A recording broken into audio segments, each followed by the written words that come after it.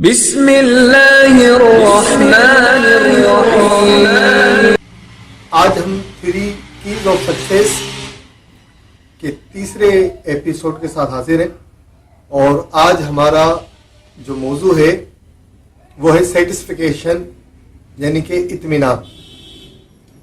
Viewers, در حقیقت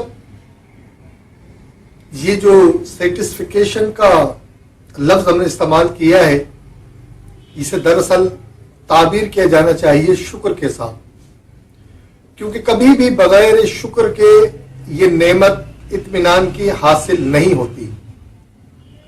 اللہ کریم نے قرآن مجید میں بھی اولیاء کرام کے جو اوصاف بیان فرمائے ہیں، اس میں یہ صفت بیان کی ہے ولیوں کی کہ انہیں اطمینان قلب حاصل ہوتا ہے۔ الا ان اولیاء اللہ لا خوف علیہم ولا هم یحزنون، نہ انہیں غم ہوتا ہے نہ انہیں خوف ہوتا ہے۔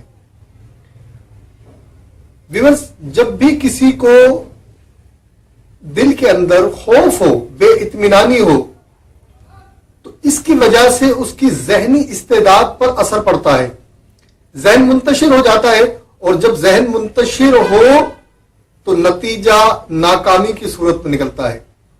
آپ کسی ایسے شخص کا مطالعہ کیجئے جس کا انٹرویو ہونے والا ہو یا جو امتحان دینے والا ہو، وہ تمام بچے جو اسٹوڈنٹ ہوتے ہیں، اگر وہ پیپرز کے وقت مطمئن نہ ہو تو چونکہ ان کا ذہن منتشر ہوتا ہے، لہذا وہ امتحان میں کامیابی حاصل نہیں کر پاتے۔ اگر کوئی شخص، چاہے وہ دنیاوی معاملات ہوں یا روحانی معاملات ہوں، جب تک اس کی ذہن میں سکون نہ ہو، اس کے قلب میں اطمینان کی حالت پیدا نہ ہو، تب بھی اس کی محنت کا کوئی نتیجہ برآمد نہیں ہوگا۔ آئیے میں آج سے متعلق آپ کو ایک خوبصورت سا واقعہ سناتا ہوں۔ ایک بادشاہ شکار کے لیے اپنے لشکر کے ساتھ جنگل کی طرف روانہ ہوا۔ تمام دن وہ شکار تلاش کرتے رہے، لیکن انہیں کوئی شکار نہیں ملا۔ جب رات کا وقت ہونے لگا، تمام معاملات کو سمیٹ لیا گیا، خیمے لگا دیے گئے۔ اسی وقت بادشاہ کی نگاہ ایک ہرن پہ پڑی۔ بادشاہ نے اپنے سپاہیوں کو کہا کہ تم رکو، میں اس ہرن کو شکار کر کے ابھی لاتا ہوں۔ لہذا بادشاہ اس شکار کے پیچھے چل دیا۔ وہ ہرن آگے آگے بھاگتا رہا، بادشاہ گھوڑے پہ سوار پیچھے پیچھے اس کے چلتا رہا۔ کافی سفر کرنے کے بعد وہ ہرن اچانک غائب ہو گیا۔ اب بادشاہ نے جب سمت کا تعین کیا کہ میرے خیمے کس طرف ہے، تو اس وقت وہ گڑبڑا گیا اور صحیح سمت کا تعین نہیں کر پایا۔ لہذا بجائے وہ یہ کہ اپنے خیموں کی طرف آتا، وہ اپنے خیموں سے دور ہوتا چلا گیا۔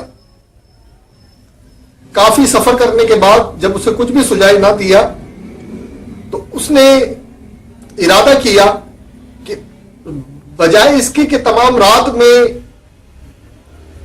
اپنے لشکر کو ڈھونڈنے کی میں صرف کروں، میں رات گزار لیتا ہوں کسی طرح کسی محفوظ جگہ پر، اور اس کے بعد صبح اپنے خیموں کی طرف لوٹ جاؤں گا۔ صبح ہوئی اور انداز سے بادشاہ نے اپنے خیموں کی طرف چلنے کا سفر شروع کر دیا، لیکن قسمت کی خوبی یا امتحان کا وقت تھا، بادشاہ اب بھی صحیح سمت کا تعین نہیں کر سکا، اور وہ جتنا اپنے خیمے کی طرف جانا چاہتا تھا اتنا ہی اپنے خیمے سے دور ہوتا چلا جا رہا تھا، یہاں تک کہ وہ اپنی سرحدوں سے بھی دوسرے علاقے کے اندر منتقل ہو گیا۔ یہ سفر دوسرے دن بھی چلتا رہا، رات آئی، پھر تیسری صبح نمودار ہوئی، اور تیسرے دن بھی یہ اپنے خیمے کے قریب نہیں پہنچ سکا۔ نتیجہ یہ نکلا کہ بہت زیادہ تھکاوٹ اور بھوک کی وجہ سے کمزوری اس کے اندر پیدا ہو گئی، اور نڈھال ہو کر یہ ایک درخت کے نیچے لیٹ گیا۔ اسی حالت کے اندر سے بے ہوشی طاری ہوئی، اور اس بے ہوشی کی حالت میں یہ 2 دن تقریباً اسی درخت کے نیچے پڑا رہا۔ وہاں سے کسی شخص کا گزر ہوا جو دیہاتی تھا، اس نے بادشاہ کو اٹھایا اور بادشاہ کو اٹھا کر اپنی کٹیا میں لے گیا۔ وہاں جا کر اس نے جو اس سے ممکن ہو سکا اس نے علاج معالجہ کیا اور اس کو کچھ حلق میں اس کے دودھ وغیرہ ٹپکایا. بادشاہ کو ہوش آ گیا. بادشاہ نے اس سے پوچھا کہ میں کس جگہ پر موجود ہوں. اس نے کہا کہ میں اس اپنے علاقے کو کسی نام سے نہیں جانتا, نہ یہاں بہت زیادہ آبادی ہے, اس جنگل کے اندر میں رہتا ہوں, میری بیوی ہے اور میرے 2 بچے ہیں. بادشاہ نے اس دیہاتی کو بتایا کہ میں ملک کا بادشاہ ہوں اور تم مجھے میرے محل تک پہنچنے میں میری مدد کرو, اور میرے محل سے کچھ دور ہی میرا لشکر بھی موجود ہے. لہذا یہ دیہاتی بادشاہ کو لے کر ان رستوں کی طرف چلا جو اس بادشاہ کے شہر کی طرف, محل کی طرف جاتے تھے. تقریباً 1 دن سے کچھ زیادہ انہوں نے سفر کیا تو بادشاہ کو اپنا لشکر نظر آیا. تب بادشاہ نے اس دیہاتی کو کہا کہ دیکھو میرا لشکر قریب آ گیا ہے اور میں نہیں چاہتا کہ میرے لشکر والوں کو میری حالت معلوم ہو, لہذا تم یہیں سے لوٹ جاؤ. اور اپنے ہاتھ سے ایک انگوٹھی اتار کر اس دیہاتی کو دی اور کہا کہ تمہیں جب بھی ضرورت ہو, کوئی مشکل پیش آ جائے یا تکلیف میں مبتلا ہو جاؤ, تم میرے محل پر آ جانا اور میرے درباروں کو یہ انگوٹھی دکھا دینا, وہ تمہیں مجھ تک پہنچا دیں گے. دیہاتی نے وہ انگوٹھی لی اور اپنے گاؤں کی طرف واپس لوٹ گیا. لیکن اب اس کے ذہن کے اندر ایک سوال پیدا ہونے لگا کہ یہ شخص جو میرے گھر پر رہا تھا, مہمان تھا, یہ اتنا طاقتور انسان تھا اور پھر یہ بھی راستہ بھول گیا اور اس حالت میں آ گیا کہ میری مدد کے لیے وہ لاچار اور محتاج ہو گیا.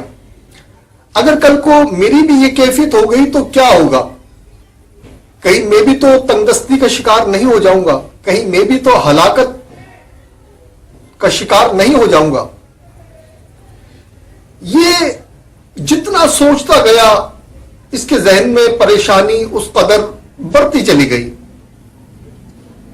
یہ واقعہ گزرنے کے بعد چند ماہ و سال گزرے تھے کہ ایک دن بادشاہ کو اس کے ایک دربان نے آ کے بتایا کہ عالی جا, باہر ایک دیہاتی آیا ہے اور اس کے ہاتھ میں یہ انگوٹھی تھی اور وہ کہتا ہے کہ میں بادشاہ کا دوست ہوں, لہذا وہ آپ سے ملنا چاہتا ہے. بادشاہ نے اس انگوٹھی کو دیکھا اور دیکھنے کے بعد اس انگوٹھی کو پہچان گیا. کہا کہ اسے مہمان خانے میں لے جا کر بٹھاؤ, میں دربار سے فارغ ہو کر آتا ہوں. جب بادشاہ اس دیہاتی تک پہنچا, اسے دیکھ کر بڑا خوش ہوا کہ یہ تو میرا محسن ہے. اس سے پوچھا کہ تمہارا آج میری طرف کس طرح آنا ہوا اور ایسی کیا وجہ ہوئی کہ تم میری طرف آئے, اتنے عرصے تک نہیں آئے لیکن آج تم آئے ہو. وہ دیہاتی کہنے لگا کہ بادشاہ سلامت, آپ کے آنے کے بعد تو سارے معاملات ہی میرے بگڑ گئے. بادشاہ نے پوچھا کیا ہوا؟ وہ دیہاتی کہنے لگا کہ حضور آپ چلے گئے, اس کے بعد جو ہے میں بیمار پڑ گیا, اپنے جانوروں کی دیکھ بھال نہیں کر پایا, اپنے فصلوں کی دیکھ بھال نہیں کر پایا. اس کے بعد جو ہمارے پاس اناج تھا وہ ختم ہو گیا, فصلیں تباہ ہو گئیں, بارش بھی نہیں برسی, لہذا میرے جانور بھی ایک ایک کر کے تمام مر گئے. پھر میری بیوی اپنے بچوں کو لے کر اپنے ماں باپ کے گھر چلی گئی اور میں وہاں تنہا رہ گیا. جب میرے پاس کھانے پینے کے لیے کچھ بھی نہیں بچا, وہ جگہ ویران سے ہونے لگی, تب مجھے آپ کا خیال آیا اور میں آپ کی طرف آ گیا. بادشاہ نے ایک دربان کو کہا, اس کی تمام رودات سننے کے بعد, تمام کیفیت کو دیکھ کر بادشاہ نے کہا کہ اسے زندان میں لے جاؤ. وہ دیہاتی سمجھے شاید زندان کسی مہمان خانے کا نام ہوگا, لہذا وہ دیہاتی اس درباری کے پیچھے بھی چل دیا. لیکن جب اسے سلاخوں کے پیچھے زندان میں بند کر دیا گیا تو دیہاتی نے پوچھا کہ میرا قصور کیا ہے, مجھے یہاں کیوں بند کر رہے ہو؟ انہوں نے کہا بادشاہ نے کہا نہیں تھا کہ زندان میں لے جاؤ, زندان قید خانے کو ہی تو کہتے. اب یہ جو دیہاتی تھا اس نے کہا کہ بڑا احسان فراموش ہے بادشاہ, تو میں نے اس پر مہربانی کی, اس کا خیال کیا اور اس کا نتیجے میں اس نے بجائے یہ کہ میرا اکرام کرتا, اس نے تو مجھے قید کر دیا. لہذا وہ بکتا رہا اور وہ دربان وہاں سے چلے گئے. دوسرا دن آیا, اب یہ زیادہ پریشانی کی حالت میں مبتلا ہو گیا اور دیہاتی بادشاہ کو گالیاں وغیرہ دینے لگا. چند دنوں کے بعد بادشاہ نے دربان سے پوچھا کہ میرے مہمان کا حال احوال بیان کرو. کہا کہ حضور ہم اسے کھانا وانا تو بہترین انداز سے پیش کرتے ہیں لیکن ابھی وہ آپ کو گالیاں بک رہا ہے اور بہت غصے کی حالت میں رہتا ہے. بادشاہ نے کہا اسے کچھ دن رہنے دو. 2 ماہ گزرے. 2 ماہ کے بعد بادشاہ نے دربان سے پوچھا, داروغہ تھا اس کو بلا کر پوچھا کہ میرے مہمان کا حال سناؤ. کہا حضور ہم اسے کھانا وغیرہ دیتے ہیں وقت پر لیکن وہ آپ سے بہت شکایتیں ہیں. وہ کہتا ہے کہ بادشاہ احسان فراموش ہے. بادشاہ نے کہا کوئی بات نہیں, وہ میرا مہمان ہے, اس کا خیال رکھنا. چند ماہ اسی طرح پوچھتے ہوئے بادشاہ کو گزر گئے. ہر مرتبہ دربان بتاتے کہ وہ شکایتیں کر رہا ہے, وہ شکوے کر رہا ہے, وہ آپ سے خفا ہے, وہ آپ سے ناراض ہے. جب تقریباً 7-8 ماہ گزر گئے, بادشاہ نے پھر داروغہ کو بلایا اور پوچھا کہ اب میرے مہمان کی حالت بیان کرو. داروغہ نے بتایا کہ حضور اب اسے خاموشی لگ گئی کچھ دنوں سے اور اب وہ بڑا مطمئن نظر آتا ہے. بادشاہ نے پوچھا وہ کیا کہتا ہے میرے متعلق. کہا حضور پہلے تو وہ آپ کو گالیاں بھی بکتا تھا, آپ کو احسان فراموش بھی کہتا تھا, لیکن وہ کہتا ہے کہ اللہ کا شکر ہے اب میں اچھی جگہ آ گیا ہوں, وہاں تو میرے پاس کھانے کے لیے بھی نہیں تھا, می برستی تھی تو میں بارش کے پانی سے بھیگ جایا کرتا تھا. چلو ٹھیک ہے, بادشاہ نے مجھے پیٹ تو کر دیا لیکن مجھے چھت مل گئی, اللہ کا شکر ہے, کھانا وقت پہ مل جاتا ہے, میرے بچے بھی اپنی ماں کے ساتھ اپنے نانا نانی کے چلے گئے ہیں, وہ بھی ٹھیک ہے. یعنی اب وہ ہر معاملے میں بھلائی اور خیر کو ڈھونڈ رہا ہے. بادشاہ نے کہا کہ میرے اس مہمان کو لے کر میرے پاس آؤ. جب اس دیہاتی کو لے کر بادشاہ کے پاس داروغہ حاضر ہوا, بادشاہ نے اسے کہا کہ میں نے تمہیں اتنے دن تک قید خانے میں رکھا ہے, اس کے لیے میں تم سے معافی چاہتا ہوں. اور اس کے بعد وزیر کو بلا کر کہا کہ یہ میرا دوست ہے اور میرا محسن ہے, تمہیں چاہیے کہ ایک نہر ہمارے شہر سے اس کے گاؤں تک پہنچا دو, وہاں اس کی زمین پر ایک خوبصورت سا محل تعمیر کرو, 400 بکریاں, 200 اونٹ اور 200 گائے بھینس لے کر اس کے ساتھ جاؤ, وہاں پر اجناس کو اگانے میں اس کی مدد کرو, نہروں کا سسٹم اس کے گاؤں تک پہنچا دو, اور اسے جو بھی ضرورت ہے اس محل میں ایک اچھا گھر اس کو بنا کر دو محل جیسا, اور اس میں جو بھی ضرورت کا سامان ہے وہ تمام کا تمام مہیا کر دو.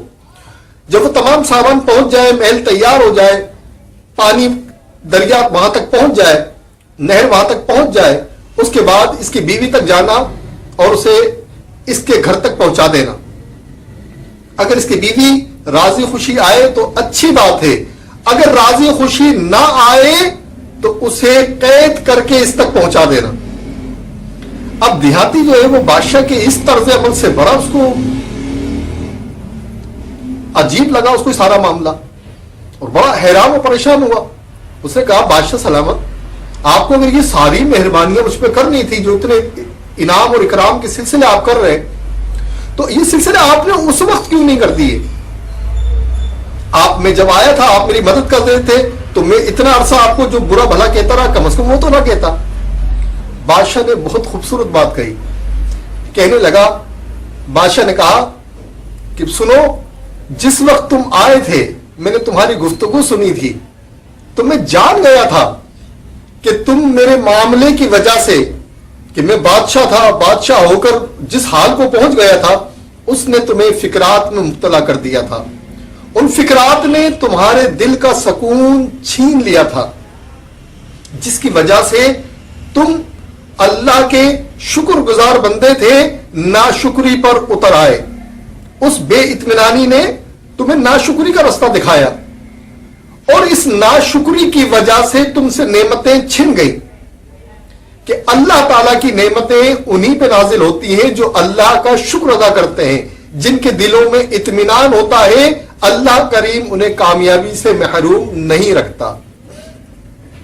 اے میرے دوست, میں تمہیں اذیت دینا نہیں چاہتا تھا, لیکن یقین رکھو میں اس بات کو جانتا تھا کہ اگر اس وقت میں تمہیں اپنی بادشاہی بھی دیتا تو تم اسے بھی تباہ کر دیتے.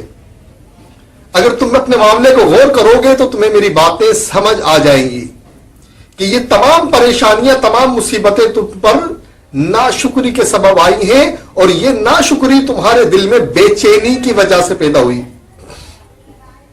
لہذا اب چونکہ تم ہر معاملے میں اللہ کا شکر ادا کرنے لگے ہو، یہ اس بات کی نشانی ہے کہ تمہارے دل کی بے چینی کو قرار آ چکا ہے کہ جو لوگ اللہ کی ناشکری کرتے ہیں وہ کبھی بھی کامیاب نہیں ہو پاتے۔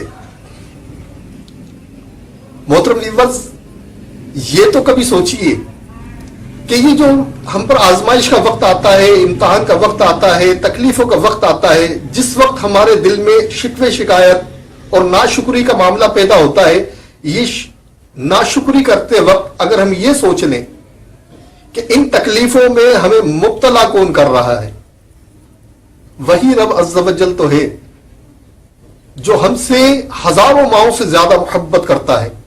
کیا اس کے سوا کوئی ہے جو ہمیں امتحان میں ڈال سکے؟ تو جو رب ہم سے اتنی محبت کرتا ہے، جس نے ہماری پیدائش سے پہلے اس دنیا میں نعمتوں کا انتظام فرمایا، جس نے ہمیں اتنا حسین بنایا، اتنا پرفیکٹ بنایا، کیا وہ جب ہمارا امتحان لے تو ہمیں اس کے لیے تیار ہونا چاہیے یا اس سے شکوے کرنے چاہیے؟ کیا رب عز و جل سے زیادہ بھی کوئی محبوب ہو؟ ارے دنیا میں ہمیں جو محبوب ہوتا ہے، جس سے محبت کرتے ہیں، اس کی خاطر دکھ اٹھاتے ہیں اور خوش ہوتے ہیں، لیکن رب عز و جل جب ہمیں امتحان میں مبتلا کرتا ہے تو ہم اس سے شکوے نہیں کرتے، بلکہ اس کے شکوے لوگوں سے کرنے لگتے ہیں۔ دیکھیں نا، جب ہم کسی سے پوچھتے ہیں کہ بھئی کیا حال چال ہے، کیسے معاملات چل رہے ہیں، تو اکثر جو ہمارا انداز بیان ہوتا ہے وہ بڑا تکلفاً ہوتا ہے، جیسے کہ بس ٹھیک ہے، اللہ کا شکر ہے، صحیح ہے، ٹھیک ہے، معاملہ صحیح چل رہا ہے، اللہ کا شکر ہے۔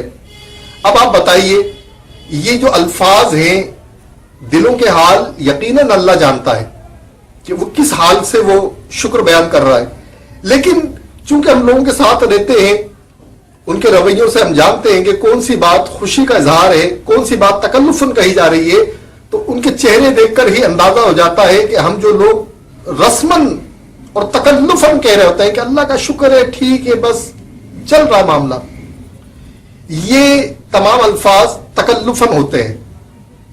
جب ہم اللہ کا شکر دل سے ادا کریں گے، یہ اس صورت میں کریں گے جب ہم اپنے سے نیچے والوں کو دیکھتے ہیں، جب اس کی نعمتوں کی طرف دیکھتے ہیں، ان خوبیوں کی طرف دیکھتے ہیں جو رب عز و جل نے ہمیں پیدا کی ہیں۔ ہاں ٹھیک ہے، کچھ معاملات میں ہم ہو سکتا ہے لوگوں سے پیچھے ہوں، لیکن سینکڑوں معاملات ایسے ہیں جن میں ہم لوگوں سے آگے ہیں۔ بہت سی خوبیاں اللہ تعالیٰ نے اپنے بندوں میں رکھی ہیں اور مختلف رکھی ہیں۔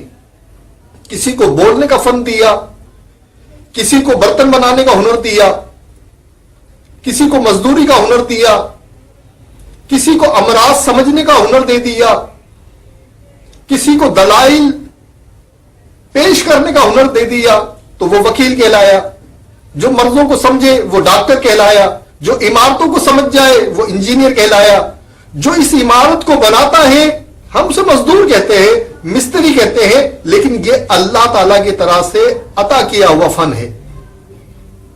تو کوئی نہ کوئی خوبی ضرور ہر انسان میں ہوتی ہے۔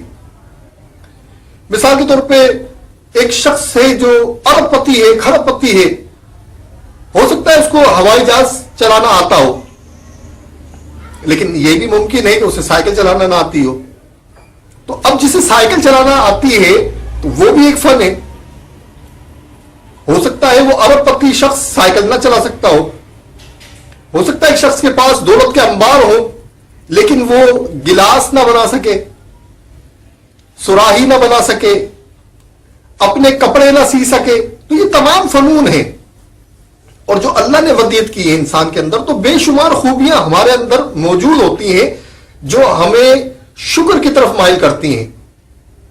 اور اللہ تعالیٰ قرآن مجید میں جو فارمولہ بیان فرماتا ہے کامیابی کا، وہ یہی ہے، لَإِن شَكَرْتُمْ لَأَزِيدَنَّكُمْ۔ جب بھی دل میں سوال آئے کہ کامیابی کیسے ملے گی تو اس آیت کو یاد رکھیے، لَإِن شَكَرْتُمْ، اگر تم میرا شکر ادا کرو گے، لَأَزِيدَنَّكُمْ، میں تمہیں زیادہ دوں گا۔ تو جب ہم شکر کریں گے اور اللہ کی نعمتوں کا شکر کرنے سے دل میں اطمینان پیدا ہوگا، دل میں اطمینان پیدا ہوگا تو ذہن منتشر نہیں ہوگا، اور جب ذہن منتشر نہیں ہوگا تو آپ کسی بھی معاملے میں فوکس کر سکتے ہیں۔ وہ لوگ جن کے ذہن منتشر ہوں، جو پریشانی کا شکار ہوں، انہیں وہم بھی زیادہ آتے ہیں، ان کے دل میں خوف بھی زیادہ پیدا ہو جاتا ہے کہ شاید میں یہ معاملہ نہیں کر پاؤں گا، شاید مجھ سے یہ چیز نہیں ہو سکے گی، اور یہ خوف کی وجہ سے ہوتی ہے۔ تو ان اگر خوف سے اور اس بے چینی سے اپنے آپ کو نکال کر اللہ کا شکر ادا کرنے لگے تو آپ یقین کیجئے کامیابی کے تیسرے دروازے کو کھولنے میں کامیاب ہو جائیں گے۔ السلام علیکم ورحمۃ اللہ وبرکاتہ۔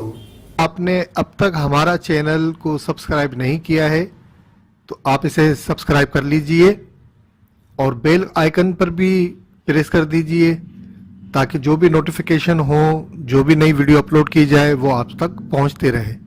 السلام علیکم ورحمۃ اللہ وبرکاتہ۔